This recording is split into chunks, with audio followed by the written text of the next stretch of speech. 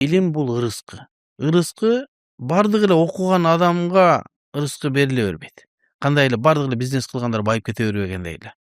Бирок паланча бизнесмен деген ат бар. Мындай кылдыр жашоо болуп атат, мындай жашай берет. Илимде деле илим окугандын бардыгы эле Ханафи мазхабтын эрежелерин түшүнүп неме кылган болбой калышы мүмкүн. Эми ошондой адамдар ар кандай жамааттар өзлөрүнүн пикирлерин берип атат. Туурасы да берип атат, туура эмеси да берип атат. Демек, адамдар кээбикилери ошонун өтө рекламасы күчтүү болгондуктан ээрчип, анан мечиттерге киргенде, ошол бул жамаатка кирип калат, бул жамаатка кирип калат. Бирок аны бардыгын түшүнүп, эреженин негизинде эмес, кээде эмоция менен кирип калат. Ошентип адамдар кирип калып, анан анын мөмөсү же болбосо таасири намаз окугандардын арасында билинип калат.